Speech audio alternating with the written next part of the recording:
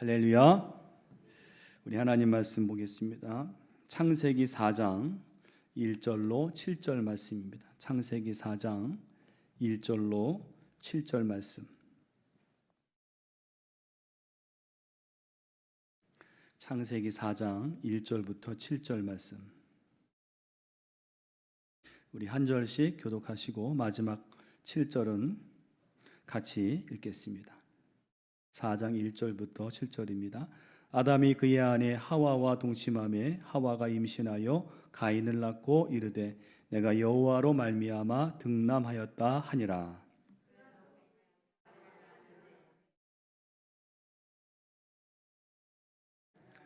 세월이 지난 후에 가인은 땅의 소산으로 제물을 삼아 여호와께 드렸고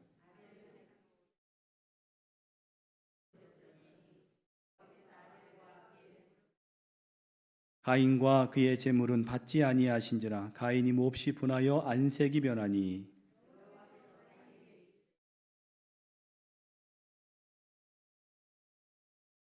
함께 읽습니다. 내가 선을 행하면 어찌 낯을 들지 못하겠느냐. 선을 행하지 아니하면 죄가 문에 엎드려 있느니라. 죄가 너를 원하나 너는 죄를 다스릴지니라. 아멘. 할렐루야. 오늘 이 수요 치유의 신학에 나온 여러분들에게 하나님의 특별하신 은혜와 응답이 충만하시기를 간절히 축원합니다. 오늘부터 우리 사순절이 시작입니다. 40일간 우리가 주님의 그 십자가의 구원, 또 십자가의 능력을 묵상하는 그런 절기인데요.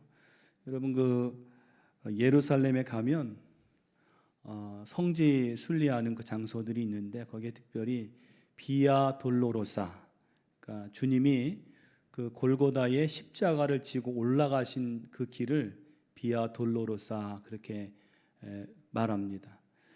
근데 영화에서 보는 그런 길이 아니라 그 주님이 십자가를 지고 올라가신 골고다 언덕길은 있고 그 위에 골고다는 지금 남아있지 않아요. 그 올라가는 길만 남아있는데 그 올라가는 길도 예전처럼 이렇게 그런 장면이 아니라 주변에 다 이 상점들이 그득하게 있어서 그 길이 이게 진짜 주님이 십자가를 지고 올라가신 길인가 싶을 정도예요. 그런데 이제 거기에 많은 관광객들, 상점들이 있는데 가끔 가다가 이제 거기를 정말 주님이 십자가 지고 올라가신 길을 함께 경험한다는 그런 마음을 가지고 무릎으로 그 길을 올라가는 사람들이 있습니다. 주님의 고난을 생각하면서. 그래서 여러분 우리가 이 사순절 40일 이 기도회는 그런 주님의 그 골고다 언덕길을 올라가는 마음으로 한 걸음 한 걸음 올라갈 때에 우리가 주님의 그 십자가의 그 놀라운 신비를 깨닫게 되고 은혜를 경험하게 되고 마지막에는 부활의 큰 은총을 또 부활의 큰 기쁨을 얻게 될 줄로 믿습니다. 우리 이제 수요일 우리가 인물 시리즈로 공부하고 있는데 지난 시간에 우리가 잠깐 복습하면 아담과 하와에 대해서 함께 공부했습니다. 먼저 아담은 흙으로 지어졌다. 그래서 아담, 흙이라고 하는 것이 아다마라는 말이 히브리어인데 흙인데 그 흙으로 지어진 그 아담에 하나님께서 생기를 불어넣으셔서 그가 생명이 되었다.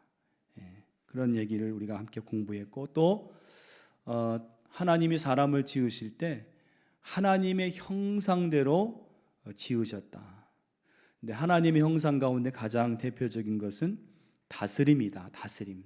우리 안에 이 다스림이라고 하는 이 하나님의 형상을 우리가 회복해야 된다. 그런 말씀을 함께 나누었습니다. 또 하나님께서 아담에게 두 가지 명령을 주셨죠. 하나는 생육하고 번성하라. 또 하나는 잘 다스리라. 그런 두 가지 명령을 주셔서 우리가 생육하고 번성하는 것 하나님의 뜻이고 또 잘 다스려야 될 책임이 있다는 것. 그걸 다른 말로 이제 다른 두 가지 명령으로 좀 바꾸자면 잘 살아라. 또 하나는 잘 살려라. 그렇게 두 가지 명령으로 바꿀 수가 있습니다. 또 하나 이제 아담에게 주신 또 하나는 자유의지. 자유의지라고 하는 것은 하나님 우리를 그냥 로봇처럼 하나님 말씀에 무조건적으로 이렇게 순종하는 그런 로봇을 만든 게 아니라 선도 행할 수 있고 악도 행할 수 있는데 그 가운데 자발적인 마음으로 하나님을 사랑하는 마음으로 하나님의 명령을 택하는 자유의지를 주셔서 그 자유의지를 가지고 하나님을 기쁘시게 우리를 만들었다. 그런 말씀을 함께 나누었습니다. 오늘은 두 번째 가인과 아벨 이야기인데 그 제목이 비교하지 말라. 이제 여러 가지 내용이 있지만 비교라는 내용이 오늘 말씀에 나오고 있습니다. 첫 번째로 이제 가인과 아벨이 어떻게 출생을 했느냐. 오늘 4장 1절에 보면 맨 처음에 가인과 아벨의 출생에 대해 설명하기를 아담이 그의 아내 하와와 동침하매, 그런 말이 나옵니다. 동침하매. 자, 그런데요, 이 아담과 하와가 동침하다, 여러분 동침하다, 함께 잤다는 거죠. 이 히브리어 원문의 표현은 뭐냐면 아담과 하와가 알다, 그렇게 히브리어 원문이 되어 있어. 알다. 그러니까 결국 동침하다는 알다라는 말로 이렇게 바꿀 수가 있는 거죠. 그럼 이 알다가 히브리어로 뭐냐면 야다라는 말이 히브리어로 알다입니다.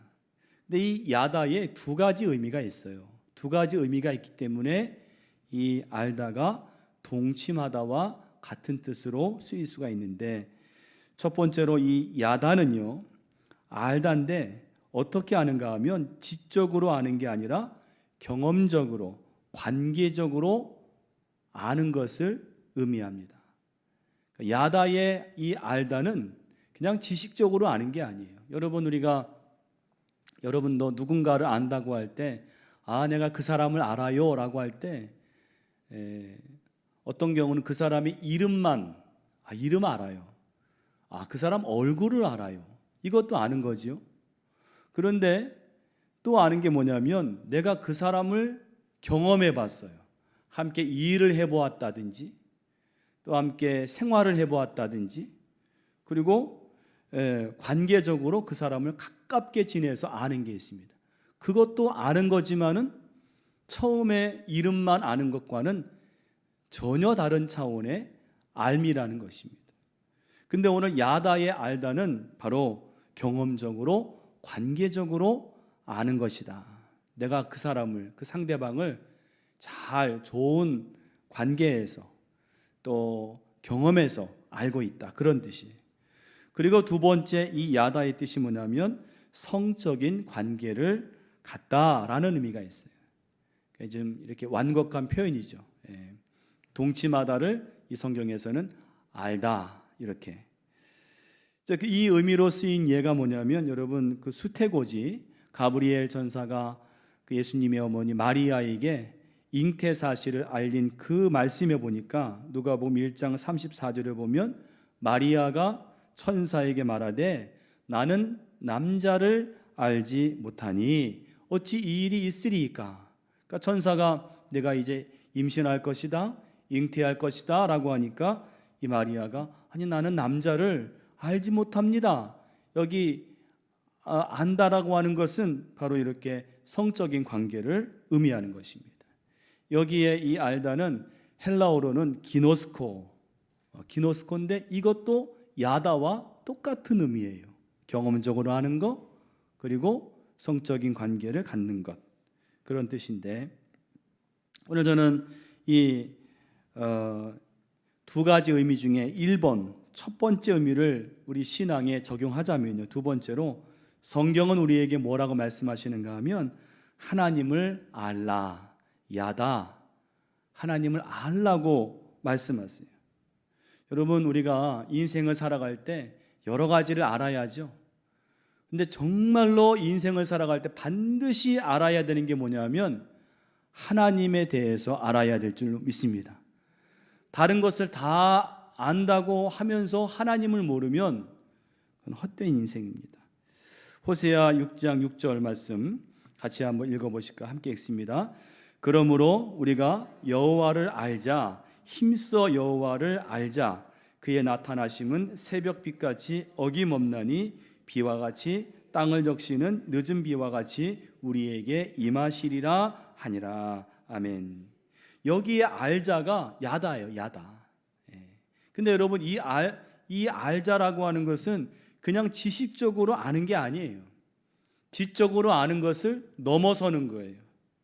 여기에 안다는 것은 하나님과 인격적인 관계를 맺게 되어서 아는 것을 말합니다. 여러분 한번 제가 질문하겠습니다. 여러분 하나님과 인격적으로 만나고 계십니까? 여러분 마음속에 한 번이라도 하나님이 나를 사랑하시는구나, 이걸 경험하신 적이 있으세요? 그게 바로 인격적인 만남이에요. 하나님이 나와 함께 하시네, 나 혼자가 아니네, 하나님이 나와 함께 하시는구나, 하나님이 내 인생을 이끌어 가시는구나, 이런 마음, 이런 경험, 인격적인 관계예요. 그냥 지식적으로만 하나님에 대해서 배우고 입으로 말하는 그런 알미 아니라, 하나님 나 사랑하시는구나, 나의 삶을 이끌어 주시는구나. 그래서 우리는 자문해 봐야 돼요. 여러분 한번 자문해 보세요. 나는 하나님을 알고 있는가? 여러분 하나님을 잘 알고 계십니까? 이거 늘 질문해 봐야 돼요. 만일 지금까지 하나님을 내가 그냥 지적으로만 또 피상적으로만 알았다면 이제는 하나님을 하나님이 인격적으로 만나야 돼요. 하나님은 인격이신 줄로 믿습니다. 하나님은 여러분과 인격적으로 만나기를 원하세요. 그래서 우리가 하나님을 인격적으로 알기를 원하세요. 경험적으로 하나님을 알기를 원하세요. 그래서 여러분 그렇게 하나님을 머리로 알다가 나중에 경험적으로 알게 된 대표적인 사람이 누구냐면 욥입니다. 욥이 뭐라고 고백해요? 같이 한번 읽어보겠습니다. 내가 말하겠사오니 주는 들으시고 내가 주께 묻겠사오니 주여 내게 알게 하옵소서. 내가 주께 대하여 귀로 듣기만 하였사오나 이제는 눈으로 주를 배옵나이다. 아멘. 여기 내게 알게 하옵소서 한 다음에 내가 전에는 귀로 듣기만 하였사더니 지적으로만 머리로만 하나님을 알았는데 이제는 눈으로 주님을 배옵나이다. 이제는 경험적으로 하나님을 알게 되었습니다. 여러분 하나님을 인격적으로 경험적으로 매일매일 알아가시는 여러분 되시기를 간절히 축원합니다. 또 더 나아가서 지금까지 내가 믿는 하나님이 다른 누구의 하나님이었다면 이제는요 나의 하나님이 돼야 돼요. 어떤 분들은 하나님을 잘 압니다. 그래 놓고는 우리 어머니의 하나님, 우리 어머님이 하나님 잘 믿으셨어요. 우리 어떤 사람은 우리 아내가 하나님 잘 믿습니다. 그거 소용없습니다. 그 하나님이 나의 하나님이 되어야 됩니다. 여러분, 여러분의 모든 가족들이 다 하나님을 나의 하나님으로 고백할 수 있기를 간절히 축원합니다. 여기 출애굽기 4장 5절 말씀 하나님께서 말씀하신 건데 같이 읽겠습니다. 이는 그들에게 그들의 조상의 하나님 곧 아브라함의 하나님, 이삭의 하나님, 야곱의 하나님 여호와가 내게 나타난 줄을 믿게 하려 함이라 하시고, 옛날에 그 아브라함의 하나님, 이삭의 하나님, 야곱의 하나님이 이제 너에게 나타났다는 거예요. 너의 하나님이라는 거예요. 오늘 하나님 여러분의 하나님이 되시기를 간절히 축원합니다. 나의 하나님. 다섯 번째로 하나님을 진정으로 아는 길은요 뭐냐면 하나님을 사랑하는 거래요. 하나님을 사랑하는 것이 하나님을 진정으로 아는 길입니다. 요한일서 4장 8절 말씀 같이 읽겠습니다. 사랑하지 아니하는 자는 하나님을 알지 못하나니 이는 하나님은 사랑이심이라. 아멘. 이 말은 사랑해야 하나님을 알 수 있다는 거예요. 여러분, 하나님을 제대로 알고 싶으시다면, 하나님을 제대로 경험하고 싶으시다면 하나님을 사랑하시기를 축원합니다. 하나님을 사랑하면 하나님을 알게 돼요. 자, 그 다음에 우리 가인과 아벨의 이제 이름에 대해서 여기 참 재밌는 그 부분들이 있습니다. 먼저는 가인. 여러분 4장 1절에 보니까 가인 이름을 지을 때 하와가, 거기 말씀 같이 읽어보겠습니다. 하와가 임신하여 가인을 낳고 이르되 내가 여호와로 말미암아 득남하였다 하니라. 그리고는 가인이라고 지은 거예요. 근데 여러분 여기에 득남하였다라는 말이 히브리어로 카니타란 말이래요. 그런데 이 카니타와 가인의 그 가인을 의미하는 그 어근이 같은 거예요. 칸이라는 어근이 똑같은 거예요. 그러니까 득남하다와 이 카니타와 카인의 어근이 똑같이 칸이라는 거예요. 그러니까 쉽게 말해서 여러분 이런 거예요. 아담과 하와가 이제 동치물에서 첫 아들을 득남했어요. 득남했다. 카니타. 너무나 기쁜 나머지 그 카니타가 곧 이 가인의 이름이 된 거예요. 카인.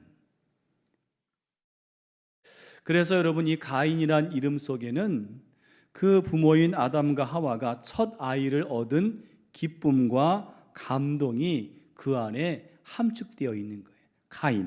카니타. 득남한 거예요. 너무나 기쁜 거예요. 그러나 애석하게도 그 득남의 기쁨은 이제 그들이 장성했을 때에 그 자녀로 인한 비극과 슬픔으로 바뀌었다는 게 애석한 일이죠. 그래서 여러분 우리가 득남한 그 기쁨이 자녀가 장성한 후에도 그 기쁨이 지속되는 것이 복된 가정이다라고 할 수가 있습니다. 여러분 요즘 젊은 사람들 말로 저도 이제 이거 처음 알았는데 딩크족, 여러분 딩크족이란 말 들어보셨습니까? 딩크족이 뭐냐면요, 더블 인컴 노 키즈. 이게 뭐냐면 두 사람이 다 우리가 열심히 벌고 아이는 낳지 말자.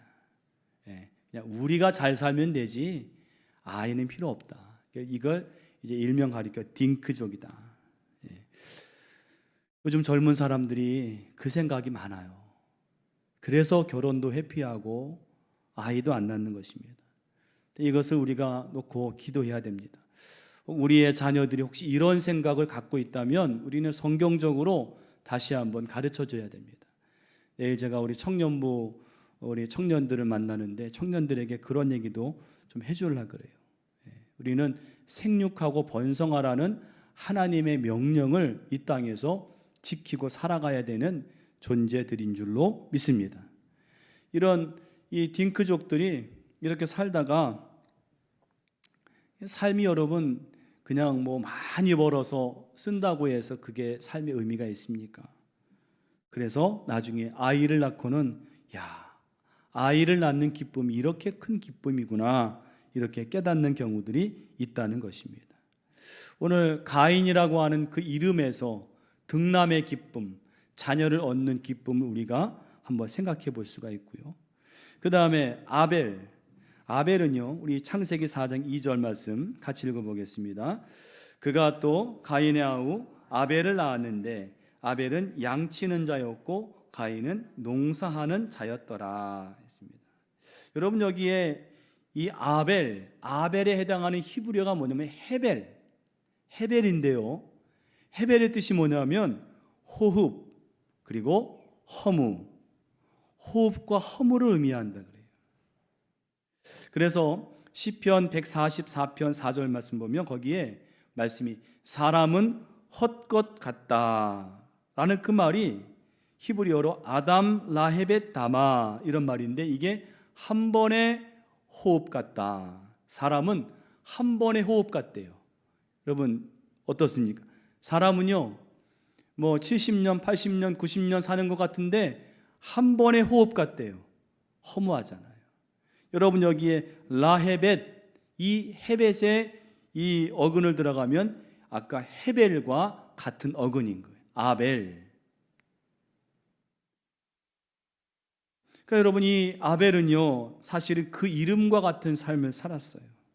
사실 아벨은 여러분 부모님에게나 하나님에게 꽤 바르게 산 사람이잖아요. 하나님 앞에 제사도 정성껏 드리고, 그런데 그의 삶이 너무나 한 호흡처럼 허무하게 끝났잖아요. 가인에게 죽음을 당했어요. 그래서 어찌 보면 그의 이름이 그의 운명을 예고한 것은 아닌가. 그래서 이 아벨은 무엇을 우리에게 교훈하는가? 인간의 삶이 얼마나 유한하고 일시적인 존재인가를 알게 해주는 거예요. 아벨, 헤벨. 성경은 우리에게 인생은 한 번의 호흡이다라고 말하는데 그 의미는 뭐냐면 우리 인생의 유한성을 의미하는 거예요. 또 유한하니까 어떻게 해요? 우리가 값지게 살아야 된다. 그리고 또 한 가지는 유한한 존재. 이 땅에서는 한 호흡이에요. 이 땅에서는 유한한 존재인데 그렇지만 우리가 영생을 소유한 사람이 되라고 하는 것입니다. 여러분, 우리는 이 땅에 누구든지 왔다 가는 인생입니다. 유한합니다.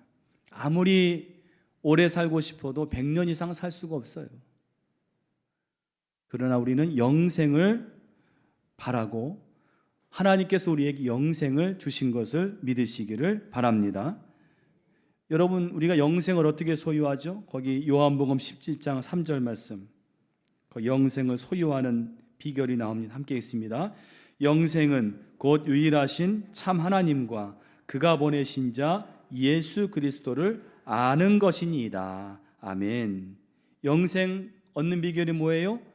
유일하신 하나님과 그의 보내신 예수 그리스도를 아는 것입니다. 믿는 것입니다. 여러분, 예수 그리스도를 다 믿으시는 줄로 믿습니다. 그러면 우린 영생을 소유하게 된다는 거예요. 또 요한복음 3장 36절 말씀도 같이 읽어보겠습니다. 아들을 믿는 자에게는 영생이 있고 아들에게 순종하지 아니하는 자는 영생을 보지 못하고 도리어 하나님의 진노가 그 위에 머물러 있느니라. 아멘. 여기 아들을 믿는 자에게는 뭐가 있다고요? 영생이 있다는 겁니다.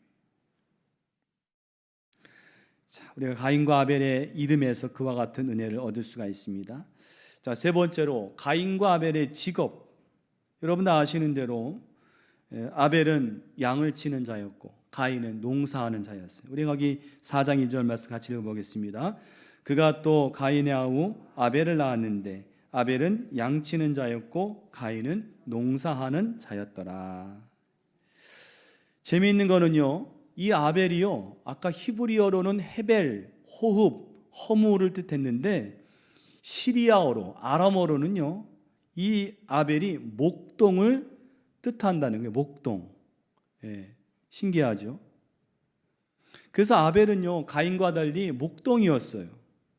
근데 이제 이 어떤 성서학자는 이 아벨이 목동이 된 것은 하나님이 그를 특별히 사랑하신 증거다. 이제 편애를 했다라고까지 얘기하는데, 왜냐하면 여러분 하나님께서 그 아버지 아담에게 죄에 대한 형벌을 말씀하실 때 그 형벌을 뭐라 그랬어요? 땅을 갈면서 살아야 된다 그랬어요. 형벌이. 그러니까 여러분 땅을 갈면서 사는 게 뭐예요? 농사예요, 농사. 근데 그 농사는 누가 지었어요? 가인이 지었어요. 아벨은 농사하지 않았어요. 아벨은 목동이었단 말이에요. 여러분 창세기 3장 18절에 거기 하나님이 죄에 대한 형벌로 말씀하신 것 같이 읽어보겠습니다. 땅이 내게 가시덤불과 엉겅퀴를 낼 것이라. 내가 먹을 것은 밭의 채소인즉 내가 흙으로 돌아갈 때까지 얼굴에 땀을 흘려야 먹을 것을 먹으리니. 아멘. 농사를 말하는 거예요. 죄의 대가가 농사예요. 여기 이 말씀대로라면. 그런데 아벨은 농사하는 자가 아니었어요. 목동이었어요. 그래서 이 하나님이 아벨을 특별히 좀 사랑하신 게 아니냐. 근데 공교롭게도 하나님이 사랑하신 족장들, 아브라함도 그랬고 이삭도 그랬고 야곱도 그랬고 다 뭐였어요? 목동이었어요. 목축하는 사람들이었어요. 그런 의미가 있습니다. 자, 네 번째로 여러분, 가인과 아벨에게 있어서 유명한 사건이 뭐예요? 바로 그 제사 이야기. 아벨의 제사는, 아벨의 제물은 연납이 되었고 가인의 제물은 거부가 되었어요. 창세기 4장 3절로 5절 말씀 같이 읽어보겠습니다. 세월이 지난 후에 가인은 땅의 소산으로 제물을 삼아 여호와께 드렸고 아벨은 자기도 양의 첫 새끼와 그 기름으로 드렸더니 여호와께서 아벨과 그의 제물은 받으셨으나 가인과 그의 제물은 받지 아니하신지라. 가인이 몹시 분하여 안색이 변하니. 자, 우리가 질문하기를, 왜 하나님께서는 아벨의 제물은 받으시고 가인의 제물은 받지 않으셨는가? 그 이유가 있어요. 첫 번째로는 아벨은요, 뭘 드렸어요? 첫 새끼, 첫 소산, 첫 열매를 드렸어요. 첫 새끼를 드렸어요. 그런데 성경 말씀 보니까 가인은 그냥 땅의 소산을 드렸다. 그냥 땅의 소산이고, 여러분, 여기에 이 창세기 저자가 구체적으로 아벨은 양의 첫 새끼를 드렸다라고 이렇게 적은 데는 이 의미가 있는 거예요. 여러분, 모세 율법에 따르면요, 첫 새끼와 소산은 하나님께 드리라 라고 되어 있어요. 거기 여러분 출애굽기 34장 19절 말씀 같이 읽습니다. 모든 첫 태생은 다 내 것이며 내 가축의 모든 처음 난 수컷인 소와 양도 다 그러하며. 첫 태생, 처음으로 태어난 첫 것은 하나님께 드리라.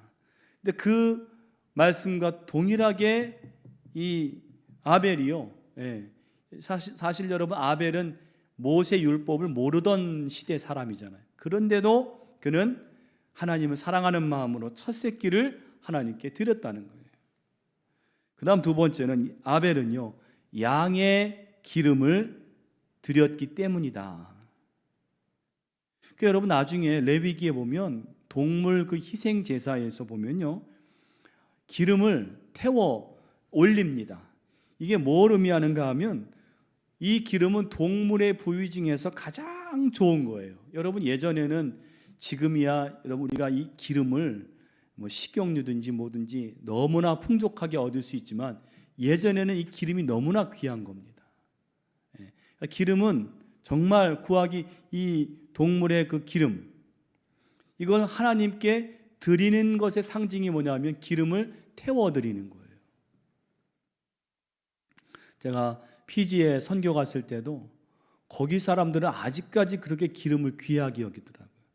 그 돼지를, 새끼 돼지를 이렇게 잡아서 요리를 해서 손님들을 대접하는데요, 가장 귀한 주스라고 해서 그 돼지 육수를 갖고 오는데 저희 같으면 그 위에 기름을 다 걷어내잖아요. 그 위에 기름이 한 2cm 떠 있는 그 기름을 온전히 담아가지고 이거 귀한 음료라고 드시라고 그걸 주더라고요.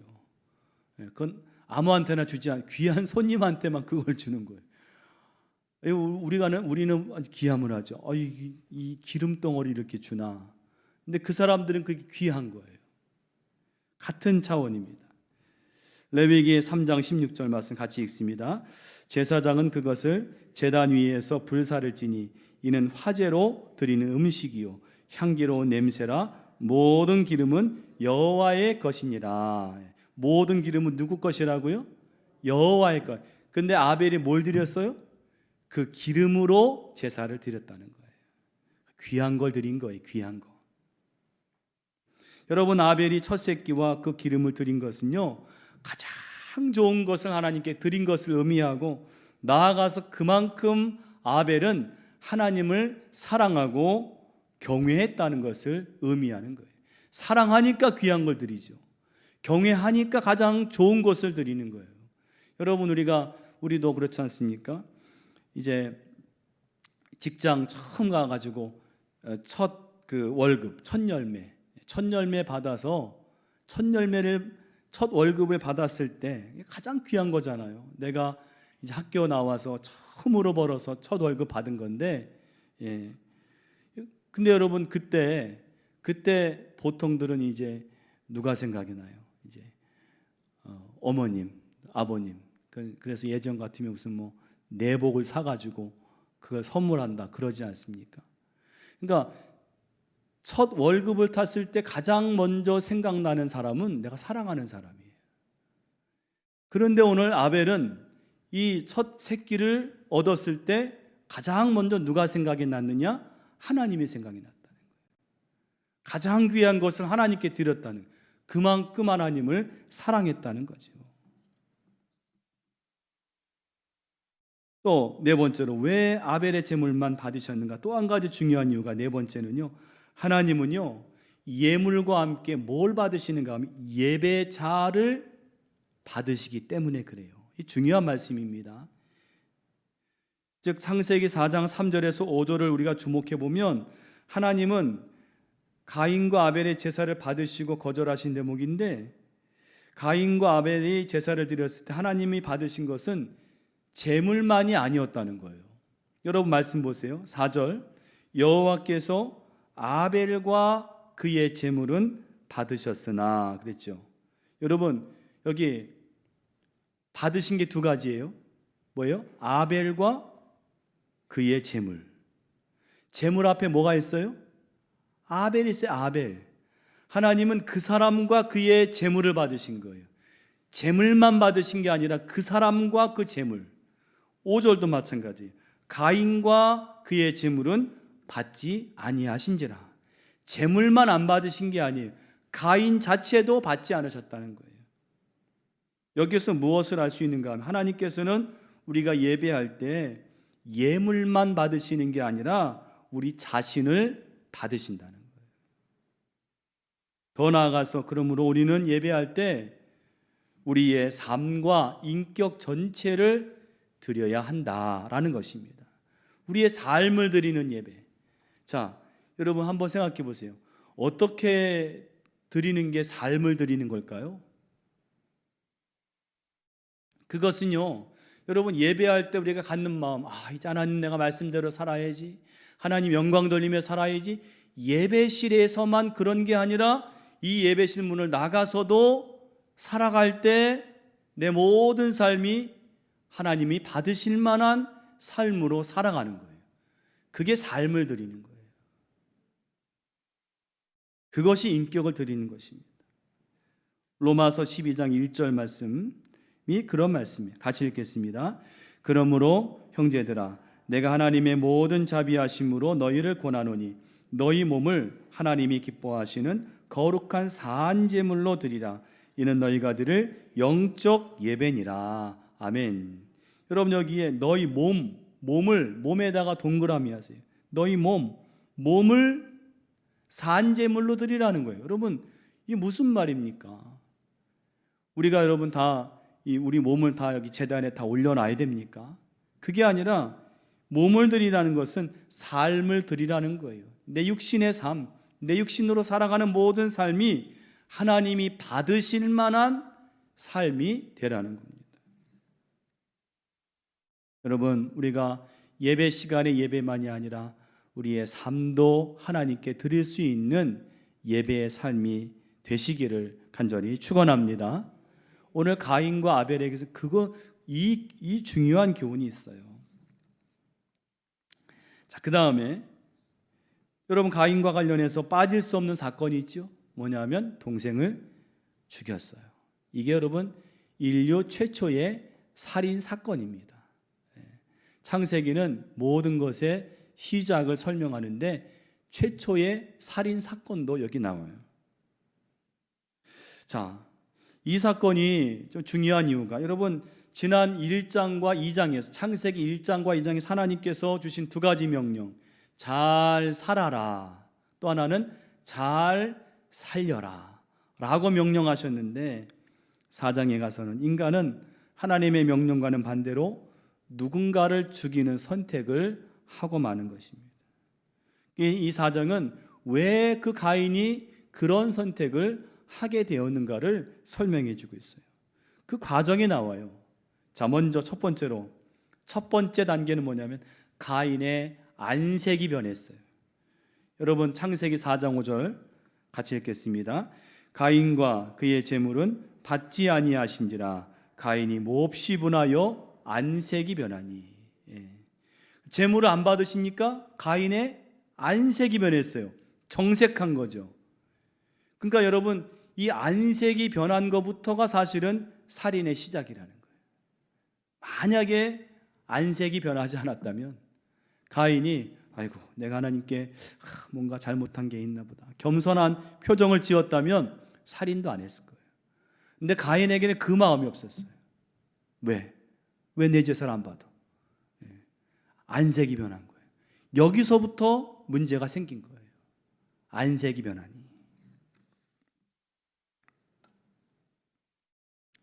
여러분, 왜 안색이 변했겠습니까? 자기 재물은 거부하셨는데 동생의 것은 받으셨어요. 그러니까 이 가인의 안색이 변했어요. 그리고 얼굴은 마음의 표현이라 그랬습니다. 그 얼굴로 나타난 거죠. 두 번째 단계는 분한 마음. 이 안색이 변한 가인의 마음은 어떤 마음이었느냐? 바로 가인의 마음, 분한 마음이었어요. 성경이 그렇게 기록되어 있어요. 6절 말씀 보니 여호와께서, 같이 읽습니다. 여호와께서 가인에게 이르시되 내가 분하여 함은 어찌 됨이며 안색이 변함은 어찌 됨이냐. 왜 내가 분해하느냐? 분한 게 분함. 여러분, 이 가인의 분한 마음은 어떤 마음이었을까? 좀 생각해 보면 하나는 섭섭한 마음이에요. 섭섭한 마음. 뭐가 섭섭해요? 하나님이 재물을 받지 않으신 것에 대해서 섭섭해요. 여러분, 우리가 신앙생활 하다 보면 우리 신앙인도요, 섭섭한 마음이 들 수 있어요. 서운한 마음. 그래서 어떤 분들은 이거를 뭐 섭섭마귀다 그래요. 섭섭마귀. 서운한 마음. 여러분, 서운한 마음 드실 때 있죠. 그 마음을 잘 다스리셔야 돼요. 그 서운한 마음을 그냥 두고 살면 나중에 문제가 됩니다. 그 서운한 마음을 하나님 앞에서, 하나님, 그냥 가장 좋은 거, 하나님, 제 마음이 서운합니다. 섭섭해요. 하나님께서 어떤 기회를 통해서라도 그 섭섭한 마음을 어루만져 주시고 해결해 주실 거예요. 근데 이 가인은 그러지 않았어요. 그 다음에 또 한 가지는, 이 분한 마음의 또 한 가지 측면은 비교 심리. 서운한 마음, 하나님이 재물을 받지 않으신 것에 대한 서운한 마음, 거기다가 아니 내 재물은 받지 않으셨는데 저 동생 아벨의 재물은 받으셨단 말이에요.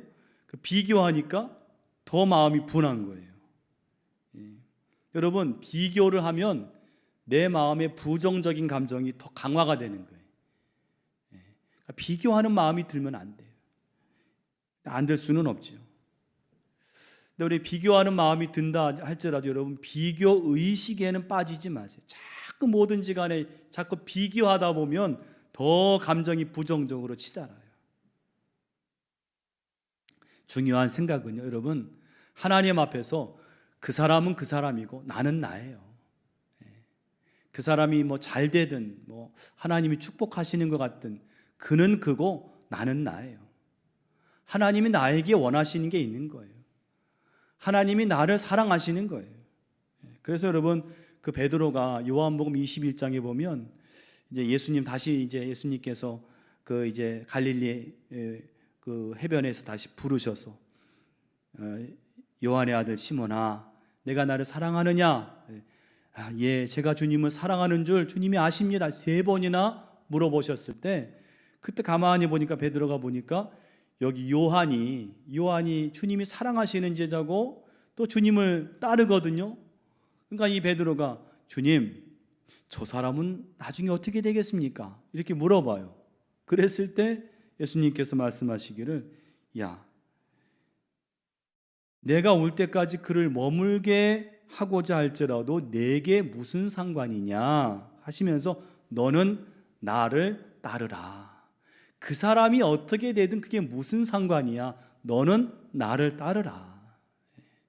여러분, 우리가 신앙생활 하다 보면 비교할 때가 있어요. 목사인 저도 이렇게 비교할 때가 있어요. 근데 그 비교 의식에 빠지면 안 돼요. 빨리 나와서 그 사람은 그 사람이에요. 나는 나예요.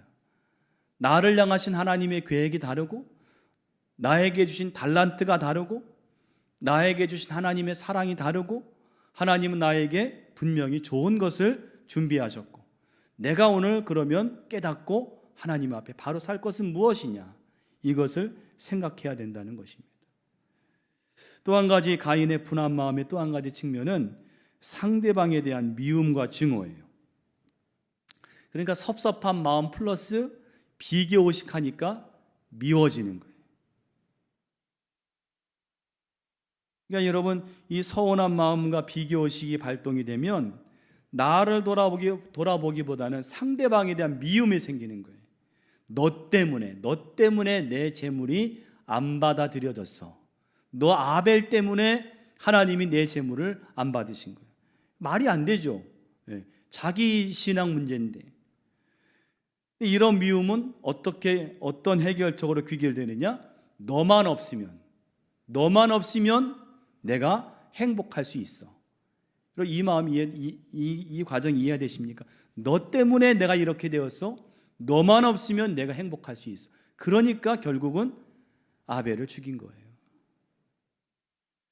이 안색이 변함, 결국 안색이 변한 것은 가인의 분한 마음의 표출이었고, 가인의 분한 마음은 섭섭한 마음이 비교의식을 통해서 강화되었고, 상대방에 대한 미움과 증오로 발전해서 결국 그 상대 아벨을 제거하는 것으로 귀결되었다. 이것이 인간 살인 과정의 시작이고, 지금도 이 과정이 반복이 되고 있다는 거죠. 그래서 마지막으로는요, 우리가 가인 컴플렉스를 극복하라.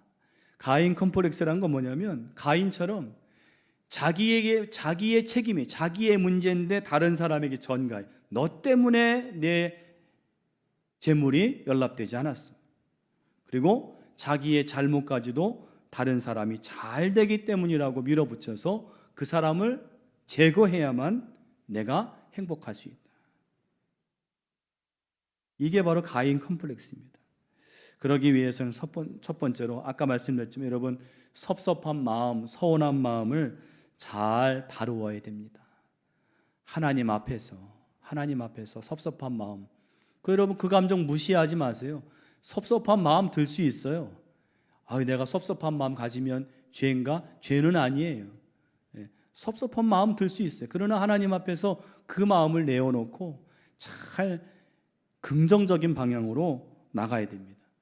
여러분, 누구를 생각하시냐면 세례 요한이요, 예수님이 등장하시기 전에는 그 일대의 진짜 스타였습니다. 스타. 세례 요한을 보려고 사람들이 광야로 몰려갔어요. 세례 요한의 말이 막 사람들에게 막 그냥 전파가 되었어요.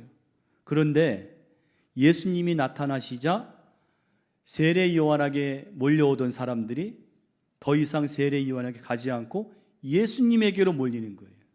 여기에서 인간적으로 만약에 세례 요한이 성령 충만하지 않았다면 여기에서 서운한 마음이 들어요. 비교의식이 생기는 거죠.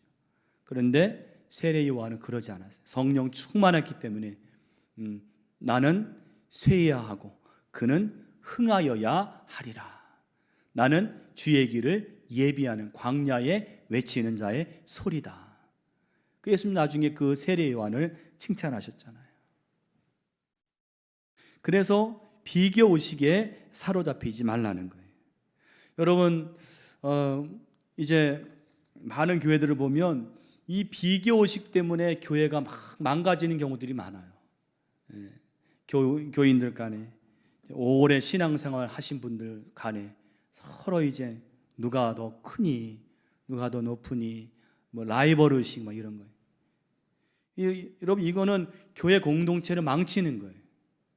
그러니까 우리가 이 교회 안에 이런 비교 의식이 생긴다고 하는 거, 그런 때는 영적으로 기도해야 됩니다. 어떤 헤게모니 쟁탈전, 그러면 교회가 망가져요. 왜 교회가 왜 몇몇 사람의 그 주도권을 다투는 그런 싸움장이 되어야 하냐는 말입니다.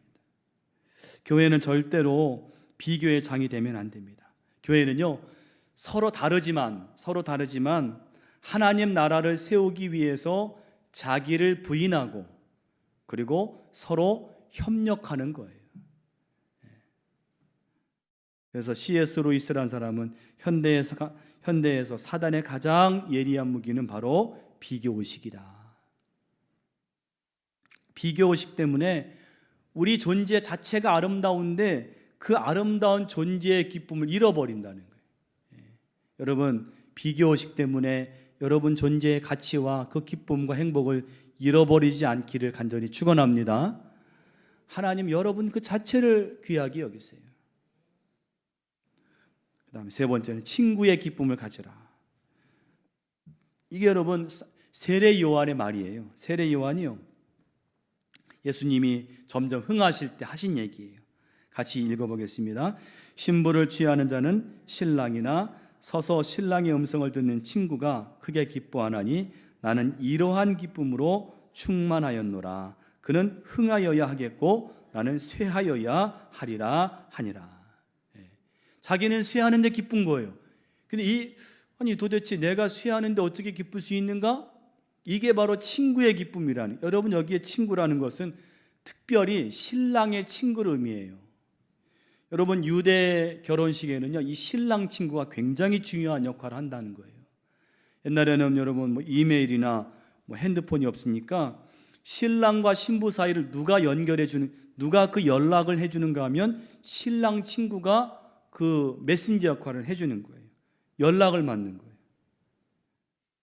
그리고 이 신랑 친구가 이 혼인식을 이제 준비하고 그리고 초청장도 이렇게 발송한다는 거예요. 특별히 재미있는 것은 이 혼인식을 이제 다 마친 다음에 결혼식을 마치고 신랑이 신부가 있는 곳으로 이렇게 오게 되거든요. 근데 이제 이게 밤에 올 때가 있어요. 그러면 그 신부의 방은 문이 잠겨 있어요. 그러니까 거기에 신랑 친구가 그 신부의 집을 지키는 거예요. 그리고 신랑이 올 때를 기다려서 밤에 신랑이 올 때 그 문을 열어주는 거예요. 근데 여러분, 밤에 오니까 그 신랑이 이 사람이 신랑인지 아닌지 그걸 다른 사람은 모르고 신랑 친구만 그 신랑인 줄 아는 거죠. 신랑인 줄 알고 문을 열어주고 그 신랑을 그 신방으로 들여보내고 그리고는 그 바깥에서 이 신랑 친구가 지킨다는 거예요. 그럴 때 그 신랑 친구가 기뻐하는 거죠. 그 신랑이 기뻐하는 것처럼 기뻐하는 거죠. 바로 세례 요한은 나는 그런 친구의 기쁨을 가졌노라. 이러한 기쁨을 가졌노라. 여러분, 우리가 신앙생활 하실 때 비교의식에 빠지지 말고 서운한 마음에 빠지지 않기 위해서는 이런 친구의 기쁨을 우리가 다 소유해야 될 줄로 믿습니다. 그것이 오늘 가인과 아벨의 삶에서 우리가 얻을 수 있는 귀한 교훈인 것입니다.